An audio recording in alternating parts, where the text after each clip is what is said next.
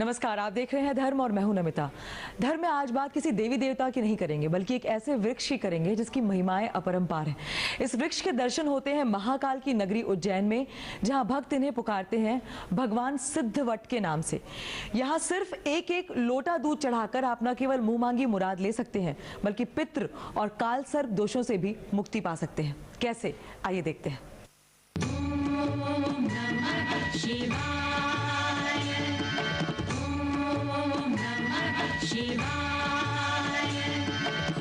एक लोटा दूध करेगा पूरी हर मुराद। सिद्धवट भगवान का मिलेगा आशीर्वाद। कच्चे धागे से पूरी होगी हर मन्नत। पार्वती संग शिव देंगे आज दर्शन।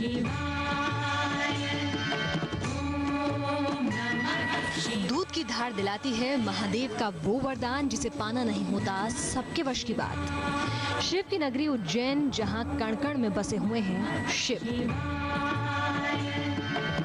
इसीलिए तो यहाँ सभी देवता भी पूजे जाते हैं लिंग रूप में। उनमें से एक है भगवान सिद्धवट।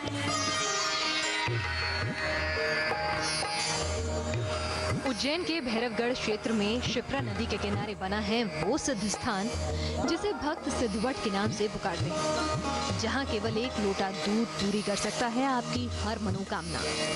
क्या है इसके पीछे की कहानी, ये जानने के लिए पहले सुनिए क्या है भगवान को एक लोटा दूध चढ़ाने की महिमा।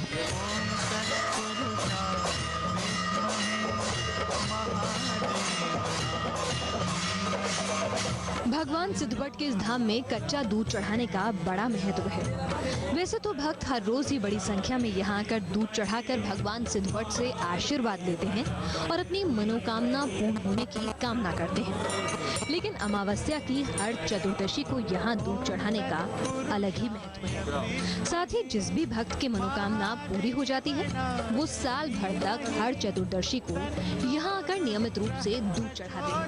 कहते हैं यहाँ दूध चढ़ाने से पितृ को मोक्ष की प्राप्ति होती है, इसलिए यहाँ पितरों का तर्पण भी किया जाता है। साथ ही काल सर्प दोषों से मुक्ति पाने के लिए की जाती है विशेष पूजा अर्चना।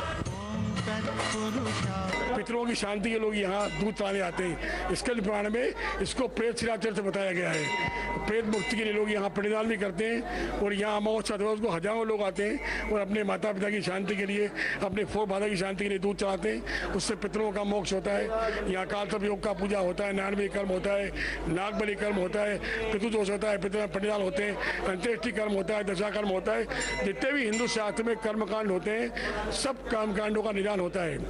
जिनको पितृ दोष रहता है, पितरों के दोष के कारण घर में कलह कलश होता है, वो उससे मुक्त होता है इंसान।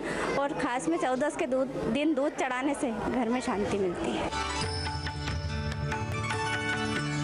पुराणों में सिद्धवट को कल्पवृक्ष भी कहा गया है। इसी कारण से यहाँ भक्त रक्षा सूत्र बांधकर भी मन्नत मांगते हैं। जिन भक्तों की गोद सुनी होती है वो यहाँ संतान की कामना लेकर आते हैं और फिर ले जाते हैं ढेरों खुशियाँ। भगवान सिद्धवट के धाम में जितना महत्व भगवान की पूजा का है, उतना ही अनोखा है यहाँ भगवान का श्रृंगार। सबसे पहले भगवान का लाल रंग से किया जाता है लेपन। उसके बाद चंदन घोटकर होता है भगवान सिद्धवट का अद्भुत श्रृंगार। कहते हैं सिद्धवट को शिव और पार्वती दोनों का आशीर्वाद मिला हुआ है और जो भी भक्त एक लोटा दूध चढ़ाकर बनता है भगवान के श्रृंगार का गवाह, उसे सिद्धवट के साथ साथ महादेव और गौरी का भी वरदान मिल जाता है। उज्जैन से संदीप कुलश्रेष्ठ के साथ आज तक ब्यूरो। बांधकर हो जाते हैं हर चिंता से मुक्त।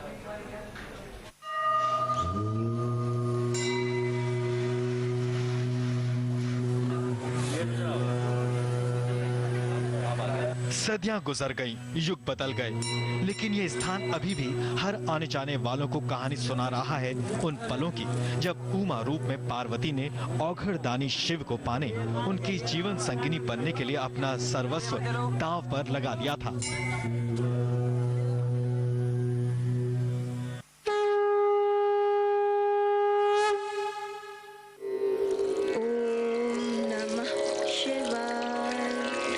उज्जैन के सिद्धवट मंदिर ही वो स्थान है जहां महादेव को पति रूप में पाने के लिए मां पार्वती ने एक वृक्ष रोपा और फिर उसके नीचे बैठकर की भगवान भोले को पाने के लिए घोर तपस्या। कहते हैं जब शिव प्रकट हुए तो उन्होंने पार्वती को संगनी के रूप में तो स्वीकार किया ही, साथ ही इस वट वृक्ष को भी आशीर्वाद दिया कि जो कोई यहाँ आकर दूध अर्पित कर पूजा करेगा उसे महादेव का वरदान भी मिल जाएगा, पितरों को मोक्ष मिलेगा और हर कामना के पूर्ण होने का आशीर्वाद। तुम मेरी हर परीक्षा में उत्तीर्ण हुई हो।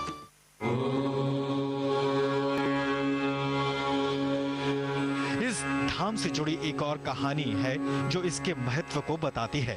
कहते हैं ताड़कासुर नाम के राक्षस ने एक बार इंद्रदेव से उनका समस्त राजपाट छीन लिया था, तो सभी देवता महादेव की शरण में जा पहुंचे।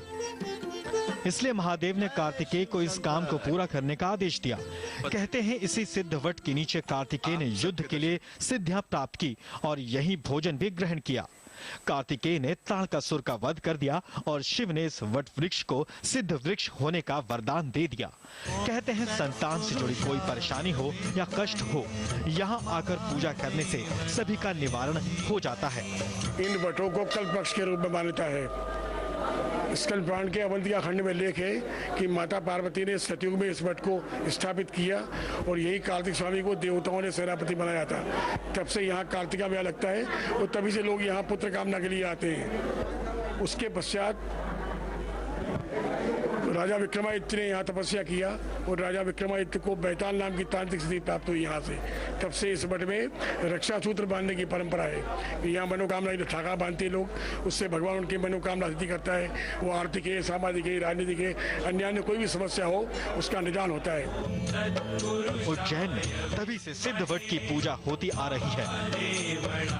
महाकाल की नगरी के कण कण में वैसे शिव का बोलबाला है, लेकिन इस सिद्धवट का अपना एक अलग ही महत्व है। और वो भी क्यों ना, जिसे स्वयं मां पार्वती, शिव और भगवान कार्तिकेय के दर्शनों का सौभाग्य प्राप्त हो, उसकी महिमा भला कैसे किसी से कम हो सकती है।